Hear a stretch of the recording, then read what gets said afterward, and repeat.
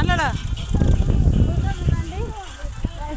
ఎట్టెత్తుతున్నాము, ఎంత దిగబడుతుంది, ఎంత బాధపడుతున్నాం, వెళ్తలేమండి ఫ్రెండ్స్. చూడండి, రైతులకు సుఖం అంటారు, కష్టము అంతేనా. ఇక పీకినా వెళ్తలేమండి.